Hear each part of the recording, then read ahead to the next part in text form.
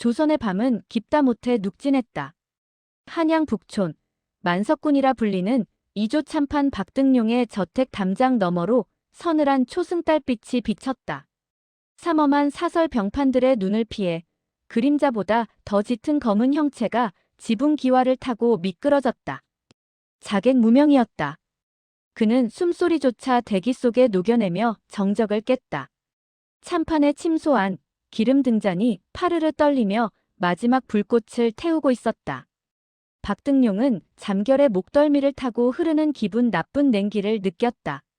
눈을 떴을 때 그의 시야에 들어온 것은 번뜩이는 칼날이 아니라 자신을 내려다보는 무표정한 복면의 사내였다. 박등룡은 비명을 지르려 했으나 사내의 거친 손바닥이 그의 입을 먼저 틀어막았다. 그 순간 박등룡의 눈이 공포로 뒤집혔다. 입을 막은 사내의 손바닥이 기묘했기 때문이다. 조선 땅에 사는 사람이라면 누구나 운명의 선을 손바닥에 새기고 태어난다.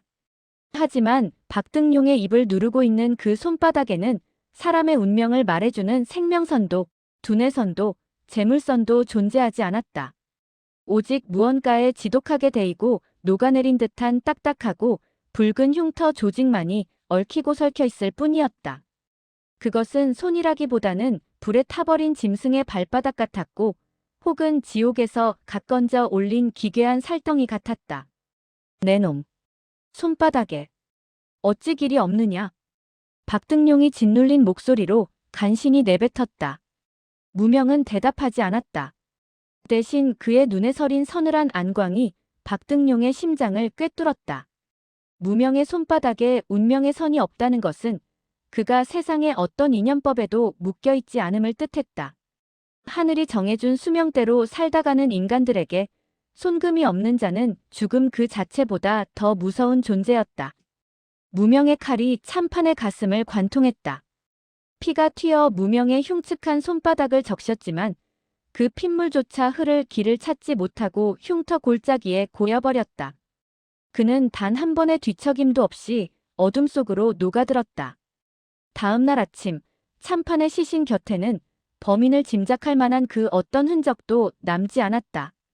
오직 죽은 이의 눈동자에 새겨진 길이 없는 손바닥에 대한 공포만이 박제되어 있을 뿐이었다. 사실 무명의 손바닥이 처음부터 이랬던 것은 아니었다. 십수년 전 그는 명망 높은 사대부가의 귀한 아들이었다. 그러나 당대 최고의 관상가 백운이 그 아이의 손금을 보고 장차 임금의 목을 치고 나라를 핏빛으로 물들릴 역적의 상이라 예언한 순간 그의 운명은 나락으로 떨어졌다. 가문은 멸문지화를 당했고 겨우 살아남은 소녀는 산속 동굴로 숨어들었다. 소녀는 밤마다 자신의 손바닥을 노려보았다. 이 가느다란 선 몇 줄이 부모를 죽이고 자신을 괴물로 만들었다는 사실을 받아들일 수 없었다. 어느 추운 겨울밤 소녀는 시뻘겋게 달궈진 인두를 화로에서 꺼냈다. 그리고 망설임 없이 자신의 양손바닥을 눌러버렸다. 살이 타는 끔찍한 냄새와 비명이 동굴을 가득 채웠다. 고통은 지독했으나 그는 웃었다. 짓물러 터진 손바닥 위로 더 이상 역적의 선은 보이지 않았다. 그는 하늘이 정해준 지도를 스스로 불태워버린 것이다. 이제 무명에게 남은 것은 단 하나였다. 자신을 이렇게 만든 세상의 운명론을 비웃는 것. 그는 이조 참판의 저택을 빠져나와 지붕 위에서 한양 도성을 내려다보았다. 수많은 사람이 제 손바닥 안의 길을 따라 아등바등 살아가고 있었다. 무명은 흉터로 딱딱해진 주먹을 꽉 쥐었다. 그에게는 이제 정해진 미래도 피할 수 없는 비극도 없었다. 오직 자신이 휘두르는 칼날 끝에 새로 새겨질 선명한 핏줄기만이 그의 새로운 손금이 될 터였다. 어둠이 걷히기 시작한 새벽녘, 무명은 연기처럼 사라졌다. 그가 떠난 자리에는 차가운 새벽 이슬만이 내려앉았고 도성은 곧 닥쳐올 거대한 폭풍을 예감하지 못한 채 고요한 정막에 잠겨 있었다. 이것은 기록되지 않은 역사, 운명을 지운 자의 피비린내 나는 행보의 시작이었다. 도성 안은 발칵 뒤집혔다. 단순히 고관대작이 살해당했기 때문이 아니었다. 죽은 이조참판 박등룡의 침소에서 발견된 시신이 너무나 기괴했기 때문이다. 박등룡은 생전 탐욕스러운 성품으로 정적을 많이 만들었으나 그만큼 제 몸을 지키는데도 병적으로 집착하던 자였다. 집 안팎으로 수십 명의 무사가 배치되어 있었음에도 불구하고 자객은 흔적 하나 남기지 않고 안방까지 침투해 그의 가슴을 단칼에 꿰뚫었다. 조정의 문관들은 공포에 질려 수군거렸다. 귀신이 아니고서야 어찌 그 담을 넘었겠는가. 필시 억울하게 죽은 자의 원혼이 곡기를 끊고 돌아온 것이 틀림없다는 괴소문이 대궐복도를 채웠다. 사태가 걷잡을 수 없이 커지자 임금은 결국 깊은 산속에 은거하던 노인을 불러들였다. 당대 최고의 관상가이자 사람의 형상만 보고도 그가 1000년 후에 역적이 될지 충신이 될지를 마친다는 국사배군이었다. 배군이 궁궐에 입성하던 날 하늘은 낮게 가라앉은 채 잿빛 구름을 머금고 있었다. 배군은 나직하게 읊조리며 박등룡의 시신 앞에 섰다. 그는 시신의 치명상보다 먼저 굳어버린 시신의 손바닥을 살폈다. 돋보기를 든 배군의 손이 미세하게 떨렸다. 참으로 기이하구나. 배군의 낮은 목소리가 빈청에 차갑게 울렸다. 곁을 지키던 포도대장이 침을 삼키며 물었다. 국사어른, 무언가 보이십니까?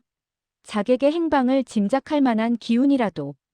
배군은 대답 대신 박등룡의 손바닥 위에 자신의 메마른 손을 포개 보았다. 이자의 손금은 분명 천수를 누릴 상이었다. 재물은 넘치고 자손은 번창하며 여든이 넘어서야 안방에서 편안히 숨을 거둘 운명이었지. 하늘이 정한 이 판국에 구멍이 뚫린 게야. 누군가 하늘의 허락도 없이 이자의 생명선을 강제로 끊어버렸어. 배군은 문득 전날 밤 관측했던 천문을 떠올렸다. 살성이 북극성을 향해 번뜩였으나 그 궤적은 어떤 천문의 법칙으로도 설명할 수 없는 불규칙한 것이었다. 마치 하늘에 그려진 별의 지도를 무시하고 제멋대로 뛰어노는 불꽃 같았다. 배군은 직감했다. 이 도성에 하늘조차 읽지 못하는 보이지 않는 칼이 숨어 있다는 것을. 이것은 사람의 소행이 돼 사람이 한 짓이 아니다. 정확히 말하자면 자신의 운명을 제 손으로 죽여버린 괴물의 짓이지. 배군의 뇌리 속에 아주 오래전의 기억 하나가 스쳐 지나갔다. 10수년 전 자신이 역적의 손금을 가졌다고 지목했던 한 어린아이. 그 아이의 가문이 도륙당하던 날 아이의 행방을 묻는 질문에 배군은 그 아이의 손금에 죽음의 기운이 가득하니 필시 시체도 찾지 못할 것이라 예언했었다. 하지만 지금 배군의 가슴 속에는 설명하기 힘든 한기가 스며들었다. 만약 그 아이가 죽지 않았다면, 만약 그 아이가 자신이 예언한 죽음의 운명을 거부하고 살아남았다면, 배군은 임금을 아련한 자리에서 단호하게 장계를 올렸다. 전하, 도성 안에 운명을 지운 자가 숨어 있사옵니다. 그 자는 상학의 이치를 따르지 않으며 인연의 인과율을 비웃는 자입니다. 이대로 두면 나라의 근간인 천명이 무너질 것이옵니다. 신이 직접 그 자를 추적할 수 있도록 허락해 주시옵소서. 임금의 허락이 떨어지자 배군은 제자들을 소집해 도성 내의 모든 자객과 범죄자들의 인적 사항 대신 최근 손에 심각한 화상을 입었거나 손 모양을 숨기는 자들을 이잡듯 뒤지게 했다. 배군은 알고 있었다. 관상이나 수상으로 범인을 찾는 것은 이제 무의미하다는 것을. 세상의 모든 이치는 얼굴과 손바닥에 드러나기 마련인데 만약 제 운명의 지도를 스스로 찢어버린 자가 있다면 그 어떤 도사라도 그를 찾아낼 방도가 없었다. 그날 밤 배군은 자신의 늙은 손바닥을 등잔불 아래 비추어 보았다. 수많은 선이 거미줄처럼 얽혀있는 자신의 손은 정해진 길을 묵묵히 걸어온 순종적인 나그네의 지도 같았다. 그는 평생을 바쳐 인간의 운명은 하늘이 정한 틀 안에서 움직인다는 것을 증명하며 살아왔다. 그런데 지금 그 틀을 정면으로 부정하고 조롱하는 존재가 나타난 것이다. 배군은 창밖의 어둠을 응시하며 붓을 꽉 쥐었다. 이것은 단순히 연쇄살인마를 쫓는 일이 아니었다. 자신이 평생 신봉해온 하늘의 질서와 그 질서를 불로 지져버린 인간의 의지가 부딪히는 거대한 전쟁의 서막이었다. 저 멀리 도성 한복판에서 자객 무명이 자신을 비웃고 있는 것만 같은 환청이 들려왔다. 무명은 도성 변두리에 버려진 가마터, 그 서늘한 지하에 몸을 숨겼다. 습한 공기 속에 남아있는 매캐한 잿가루 냄새가 그의 코끝을 찔렀다. 그는 품 안에서 작은 주머니를 꺼내어 검게 그을린 가루를 상처난 손바닥에 문질렀다. 거친 가루가 화상 흉터 사이사이에 박힐 때마다 뼛속까지 시린 통증이 몰려왔지만 무명의 눈동자는 흔들림 없이 고요했다. 그에게 통증이란 살아있음을 증명하는 유일한 감각이었다. 가마터의 불씨를 바라보던 무명의 시선이 먼 과거로 향했다. 십수년 전 그는 이토록 차가운 지하가 아닌 햇살이 눈부시게 내리쬐던 대가집 사랑채에 앉아 있었다. 당시 그의 이름은 이윤이었고 명망 높은 가문의 외동아들이었다. 비극은 그가 10살 되던 해 정월 초하루 집안의 안녕을 빌기 위해 찾아온 당대 최고의 관상가 백운으로부터 시작되었다. 어린 윤의 손바닥을 펼쳐보던 백운의 안색이 순식간에 잿빛으로 변했다. 백운은 뒷걸음질을 치며 소리쳤다. 이 아이의 손바닥에는 장차 임금의 목을 치고 나라를 핏빛으로 물들릴 역적의 선이 선명하게 새겨져 있다고 했다. 성군이 다스리는 시대에 역적의 관상을 타고났다는 말은 곧 사형선고나 다름없었다. 그날 이후 화목했던 집안에는 서리발 같은 공포가 서렸다. 아버지는 아들을 살리기 위해 백방으로 뛰었으나 백운의 예언은 이미 대궐 안까지 흘러들어간 뒤였다. 결국 국문이 열렸고 가문은 멸문지화를 당했다. 부모님은 효수되어 저작거리에 내걸렸고 윤은 노비로 팔려가는 길에 구사일생으로 탈출해 산속 동굴로 숨어들었다. 굶주림보다 그를 괴롭힌 것은 자신의 손바닥에 새겨진 그 가느다란 선들이었다. 이깟줄 몇 개가 우리 부모를 죽였다는 말인가. 소녀는 밤마다 자신의 손바닥을 칼로 긋고 싶었다. 하지만 하늘이 정해준 길은 칼자국 따위로 사라지는 것이 아니었다. 어느 추운 겨울밤 소녀는 결단을 내렸다. 그는 화로 속에 굴러다니던 쇠붙이를 꺼내어 시뻘겋게 달구었다. 매서운 겨울바람이 동굴 안으로 들이쳤지만 쇠붙이의 열기만큼은 소년의 눈동자처럼 뜨겁게 달아올랐다. 소년은 숨을 크게 들이마신 뒤 달궈진 쇠붙이를 자신의 양손바닥에 그대로 찍어 눌렀다. 칙, 살타는 냄새와 함께 연기가 피어올랐다. 비명조차 나오지 않는 극심한 고통이 전신을 난도질했다. 하지만 소년은 이를 악물고 쇠붙이를 손바닥에서 떼지 않았다. 살점이 눌어붙고 감각이 소멸할 때까지 그는 자신의 운명을 불태웠다. 고통의 끝에서 소년은 실성한 듯 웃음을 터뜨렸다. 짓물러 터진 손바닥 위로 더 이상 역적의 선은 존재하지 않았다. 하늘이 그에게 준 지도를 제 손으로 태워 없앤 순간 그는 비로소 자유를 얻었다. 그날 이후 소년 이유는 죽고 자객 무명이 태어났다. 그는 짐승처럼 산을 타며 몸을 단련했고 이름 없는 검객을 스승으로 모셔 칼 쓰는 법을 익혔다. 스승이 죽던 날 무명은 스승의 칼을 물려받으며 맹세했다. 인간의 길을 정해놓고 조롱하는 하늘을 대신해 자신이 직접 이 세상의 인과율을 끊어버리겠노라고. 무명은 현재로 돌아와 흉측하게 뒤틀린 손바닥을 꽉 쥐었다. 이제 그는 백운의 예언처럼 나라를 뒤엎을 역적이 아니었다. 그는 그보다 더 무서운 존재, 즉 그 어떤 예언으로도 붙잡을 수 없는 운명밖에 망령이었다. 그가 죽인 고위 관료들은 모두 백운이 길이길이 부귀영화를 누릴 상이라 칭송했던 자들이었다. 무명은 그들의 목을 벨 때마다 백운의 오만한 예언을 하나씩 부수고 있었다. 가마터 밖으로 새벽 안개가 자욱하게 깔렸다. 무명은 다시 복면을 고쳤었다. 이제 다음 차례는 그에게 저주 같은 운명을 선물했던 자, 그리고 그 운명을 이용해 권력을 누리는 자들이었다. 무명의 칼날이 차가운 어둠 속에서 푸른 빛을 발했다. 그의 손바닥에는 여전히 아무런 선도 없었지만 그가 걷는 발자국마다 피로 물든 새로운 길이 만들어지고 있었다. 이조판서 김치열은 도성 안에서 가장 영악한 여우로 통했다. 그는 박등용의 참혹한 죽음을 전해 듣고 슬퍼하기는커녕 자신의 앞날에 닥칠 위협을 계산하며 찻잔을 만지작거렸다. 김치열은 사실 무명의 존재를 누구보다 잘 알고 있었다. 그는 자신의 정적들을 소리소문 없이 제거하기 위해 비밀리에 무명을 고용해온 장본인이었기 때문이다. 그러나 사냥개가 주인의 목을 노릴 만큼 잘하면 삶아먹는 것이 도리였다.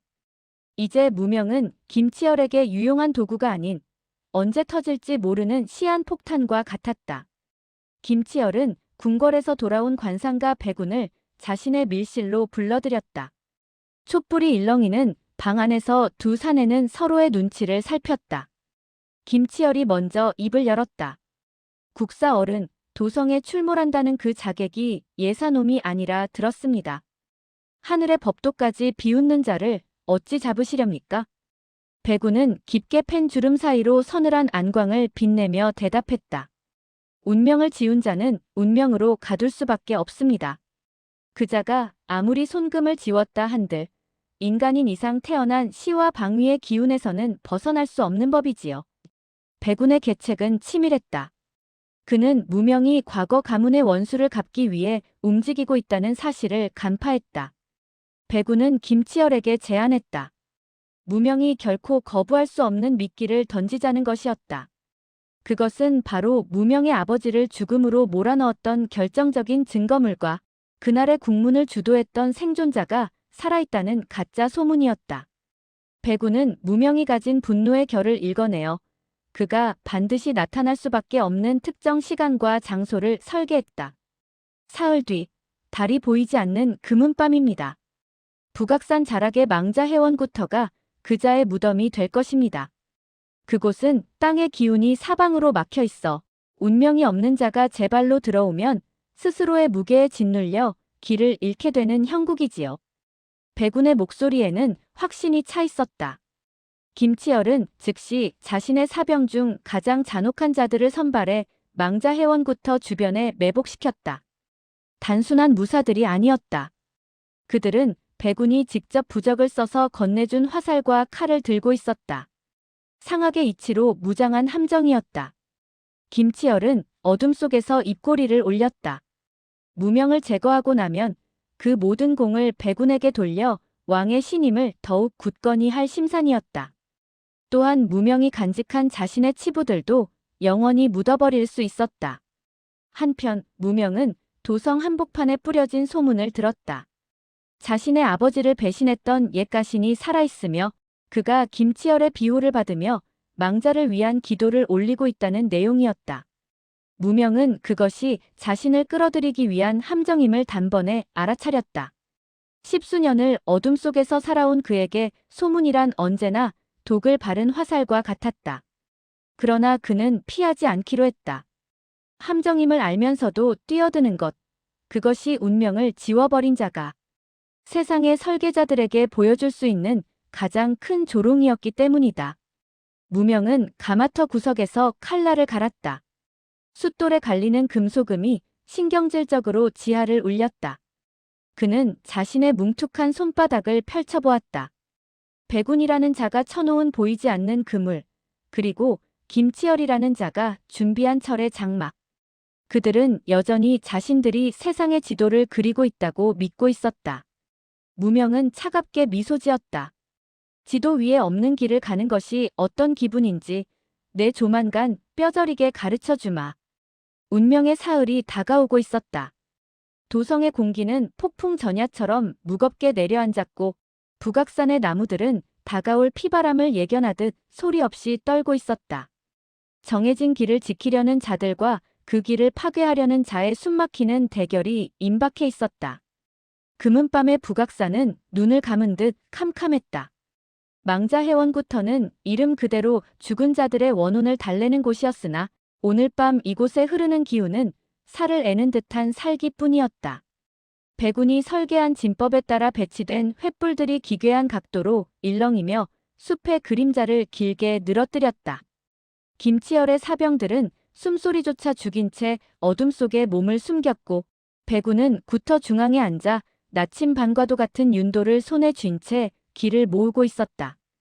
정적을 깨고 숲의 안개가 걷히더니 검은 복면의 사내가 천천히 모습을 드러냈다. 자객 무명이었다. 그가 구터 안으로 발을 들이는 순간 배군의 윤도 바늘이 미친 듯이 회전하기 시작했다. 정해진 방위와 기운이 없는 존재가 경내에 진입하자 자연의 질서가 요동치는 것이었다. 지금이다. 쏴라. 배군의 외침과 동시에 사방에서 수십 발의 화살이 무명을 향해 쏟아졌다. 화살촉에는 배군이 쓴 주사가 묻어 있었다. 이는 사람의 기색을 쫓아 명중률을 높이는 비책이었으나 화살들은 무명의 몸에 닿기 직전 마치 허공의 벽에 부딪힌 듯 엉뚱한 방향으로 튕겨 나갔다. 무명은 관절을 기묘하게 꺾으며 인간의 한계를 넘어선 움직임으로 화살비를 피했다. 그의 보법은 상학에서 가르치는 팔괘의 보법도 정통 무예의 보법도 아니었다. 그것은 마치 짐승이 먹이를 쫓듯 혹은 바람이 장애물을 비껴가듯 규칙이 전혀 없는 무의 움직임이었다. 어째서냐? 사람의 기색과 근육의 움직임은 거짓말을 하지 않거늘 어찌 한 수도 읽히지 않는단 말이냐?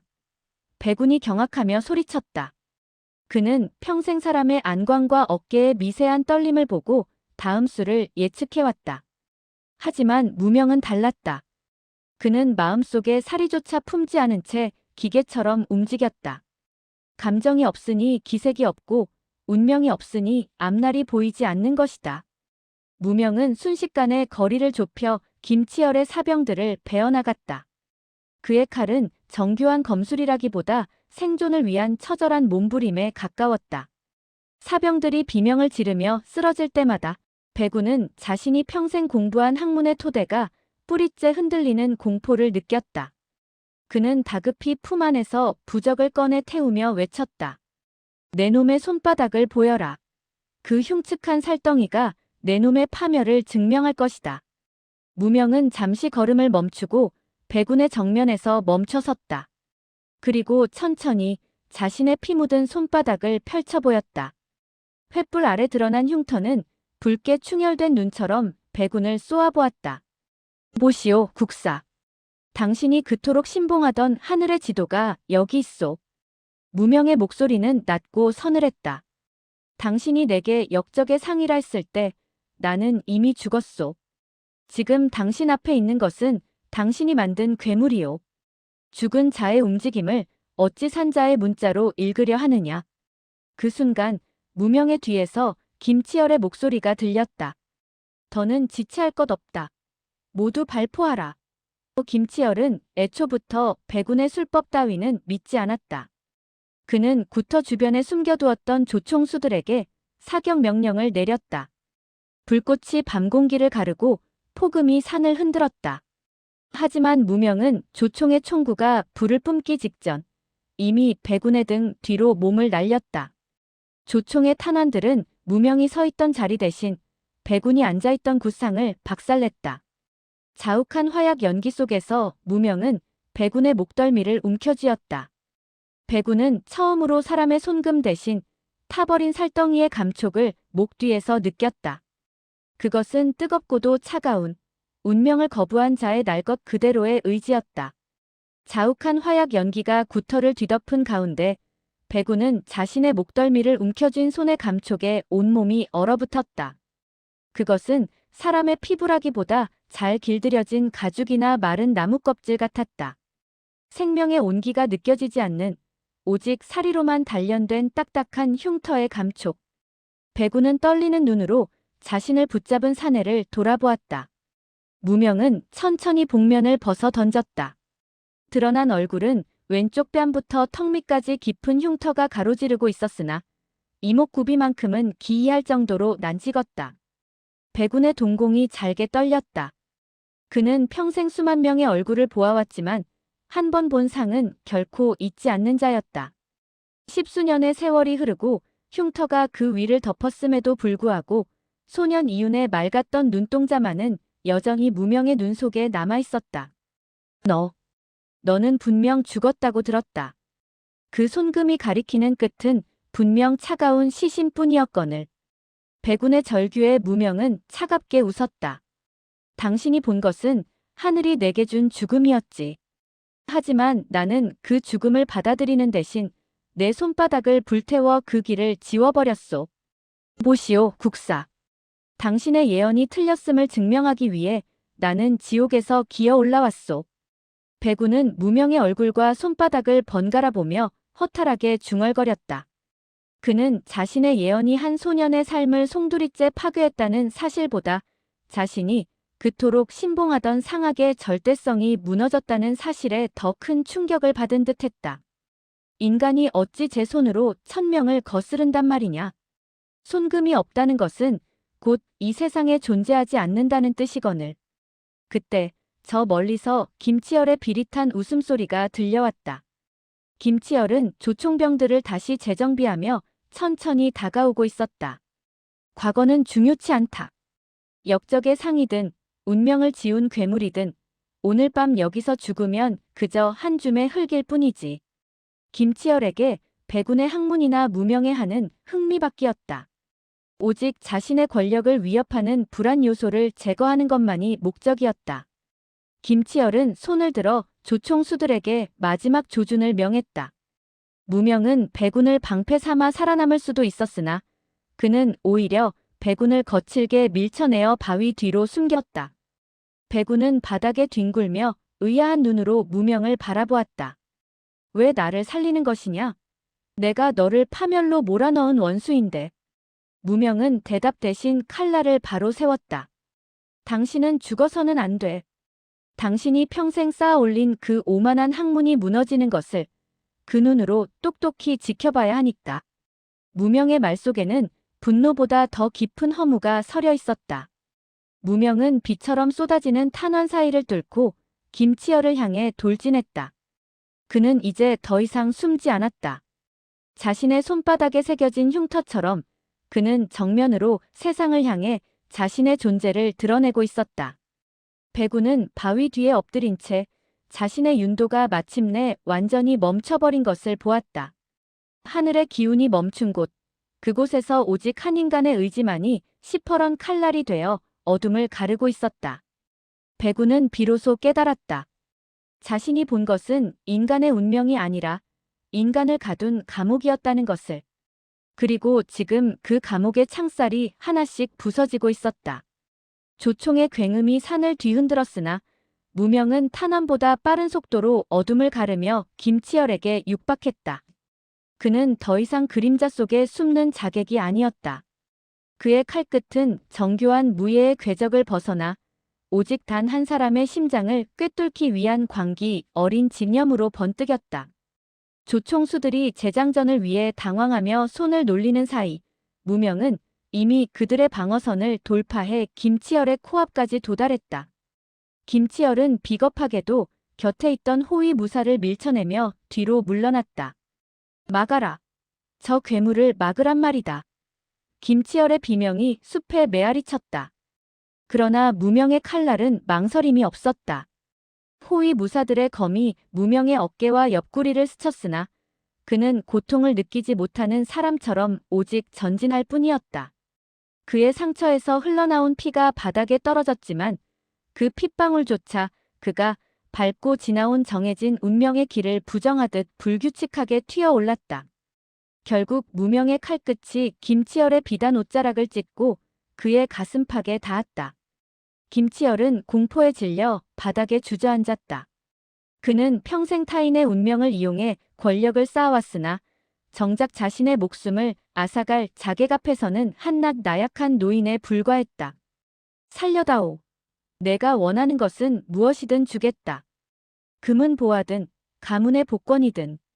무명은 피 묻은 손바닥으로 김치열의 얼굴을 움켜쥐었다. 흉측하게 뒤틀린 살덩이의 감촉이 김치열의 뺨에 닿자 그는 짐승 같은 비명을 질렀다. 내 아버지는 당신의 밀서 한 장에 목숨을 잃었고 내 어머니는 당신의 비웃음 속에 스스로 목을 메었소. 당신이 그토록 아끼던 그 손바닥에는 부귀영화의 금이 가득하더군. 하지만 오늘 내가 그 금을 새로 그어주마. 무명은 칼날을 거두는 대신 자신의 뭉툭하고 거친 손바닥으로 김치열의 목을 서서히 조여갔다. 그때 바위 뒤에서 이 광경을 지켜보던 백운이 비틀거리며 일어났다. 그만두어라. 그를 죽이면 너는 정말로 하늘이 정한 역적의 운명을 완성하게 되는 것이다. 그것이 내가 그토록 거부하던 그자의 예언이 이루어지는 길이 아니냐. 무명은 잠시 손에 힘을 빼고 백운을 돌아보았다. 그의 눈동자에는 형언할 수 없는 슬픔과 해방감이 교차하고 있었다. 국사, 당신은 여전히 틀렸소. 내가 이자를 죽이는 것은 예언이 맞아서가 아니라 내 의지가 선택했기 때문이요. 역적이 되든 살인귀가 되든 그것은 하늘이 정한 것이 아니라 나라는 인간이 행하는 일이란 말이요. 그 순간 무명은 김치열의 가슴에 칼을 깊숙이 박아 넣었다.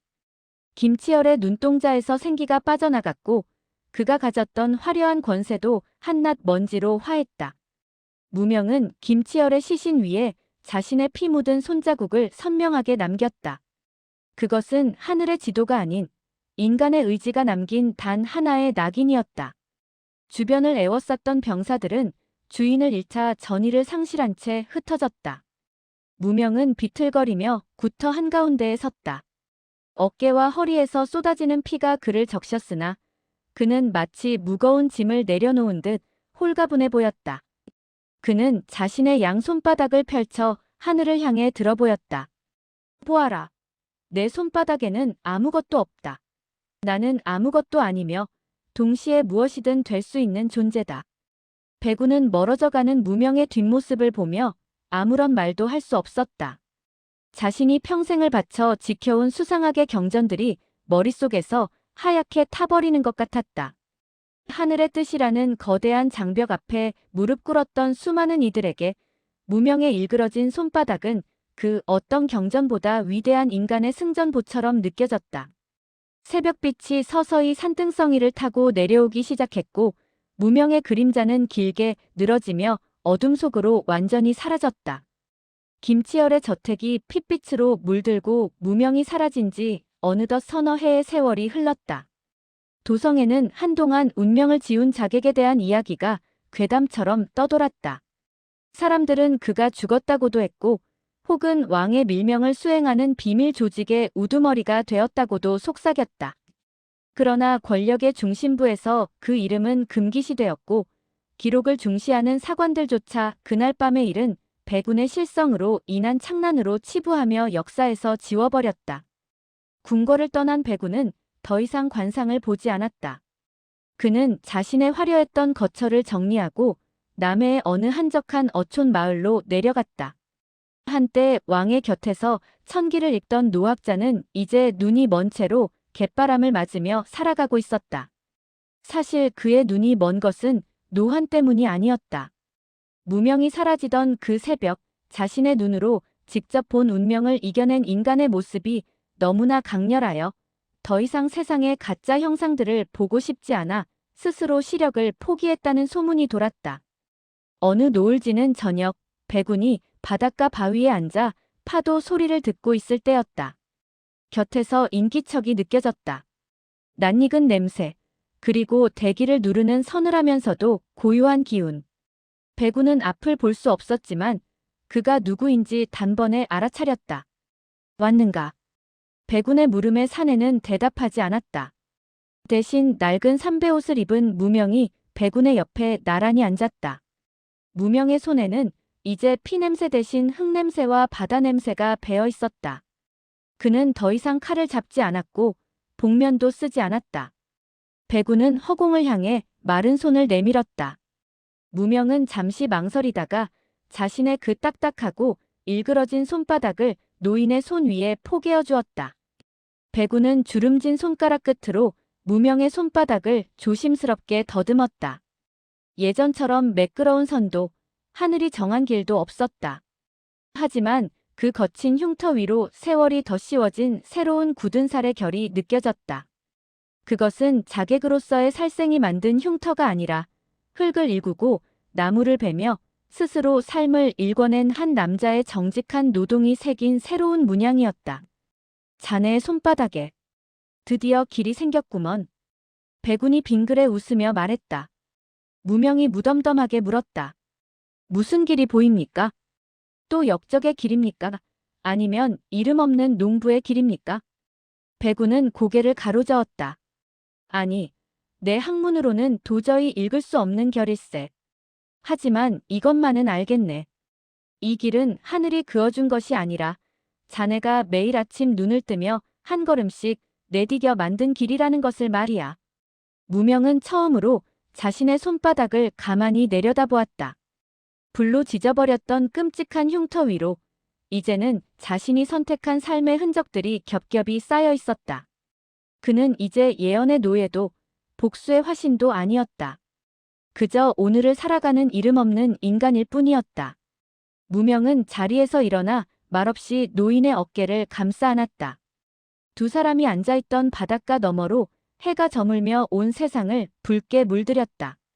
그 빛은 정승의 손바닥이나 거지의 손바닥이나 차별 없이 공평하게 내리쬐고 있었다. 정해진 운명이라는 감옥을 부수고 나온 자객과 평생 그 감옥의 간수로 살다 뒤늦게 열쇠를 버린 관상가. 두 남자의 뒤로 밀물에 씻겨 내려가는 발자국만이 남았다. 훗날 이 어촌 마을에서는 기이한 야담 하나가 전해 내려오게 되었다. 세상의 모든 손금은 하늘이 그려준 지도이지만 오직 스스로 그 지도를 지운 자만이 자신만의 대지를 가질 수 있다는 이야기였다. 사람들은 그 이야기를 믿지 않았지만 가끔 삶이 정해진 운명처럼 답답하게 느껴질 때면 손바닥을 불에 쬐듯 꽉 쥐어보곤 했다. 마치 그날 밤 자신의 손금을 태워버리고 자유를 얻었던 어느 자객의 의지를 기억하려는 듯이. 재밌게 보셨다면 구독, 좋아요 한번 눌러주세요.